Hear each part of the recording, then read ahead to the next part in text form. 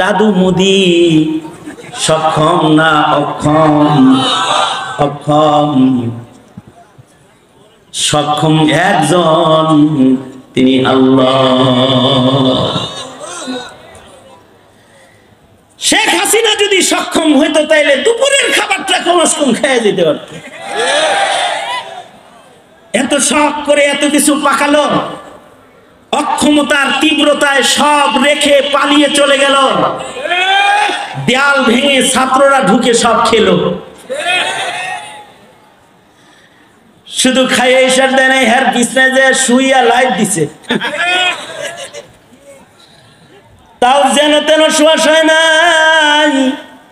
দুনিয়াতে খাটের উপরে জুতা সহ শোয়ার চিত্র অনলাইনে পাবেন কম, কিন্তু যদি গণভবনের চিত্রের দিকে তাকান তো দেখবেন বালকরা, ছোট ছোট যুবক যুবতীরা পর্যন্ত জুতা পইরা যায় হাসিনার বেডে যায় শুইছে। অক্ষমতা এত যে নিজের ইচ্ছা বাস্তবায়নের ক্ষমতা নাই। যদি সক্ষম হতো তাহলে গণভবনে বসে থাকতে পারত, বেরোয় পালায়া যাওয়া লাগতো না।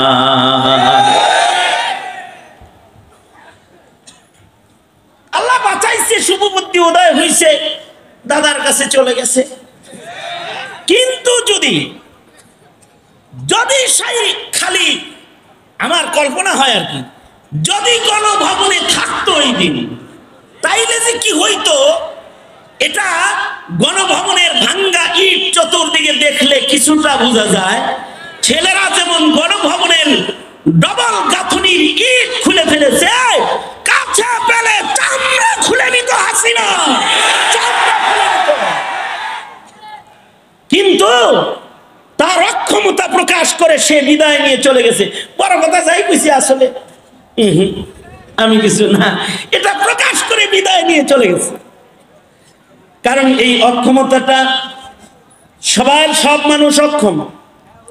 একজন সক্ষম বান্দার অক্ষমতা আছে, এটাই বান্দার কোনো দোষ না। এই একটা কথা মনে রেখেন, বান্দার যে অক্ষমতা গুলো এগুলো বান্দার দোষ না।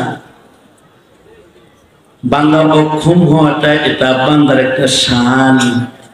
বান্দা যত অক্ষম হয়ে দুর্বল হয়ে বলবে, আল্লাহ আপনি ছাড়া কেউ নাই, আমার কেউ নাই, আপনি আমাদের মাফ করে দেন, যত অক্ষম হবে তত বান্দার সক্ষম হবে। অক্ষমতা বান্দার শান, আর সক্ষমতা কার শান? জোরে বলে।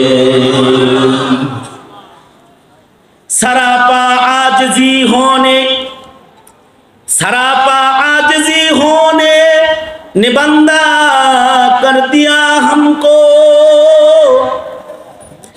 सरापा आजजी होने ने बंदा कर दिया हमको, वगरना हम खुदा होते जो दिल बे आरज़ू होता, सरापा आजजी होने ने बंदा कर दिया हमको, वगरना हम खुदा होते जो दिल बे आरज़ू होता। আমাদের অক্ষমতা আছে এজন্য আমরা বান্দা, অক্ষমতা না থাকলে তো আমরা হইতাম খোদা। অক্ষমতা আছে এ কারণে আমরা বান্দা। এর বেশি ফটল করবা না। কেউ সক্ষম না, চেয়ার একটা পাইছো তাই সবাইরে বুড়া আঙ্গুল দেখাইবা, মৌলবীরে বুড়া আঙ্গুল, দিন ধর্মকে বৃদ্ধাঙ্গুলি দেখাবা, চলবে না। চেয়ারে বসলেই সক্ষম হয় না, পেছন থেকে শিক্ষা নিও। জনতার যে কোনো সময় টান দিলে কিন্তু পড়ে যেতে হবে।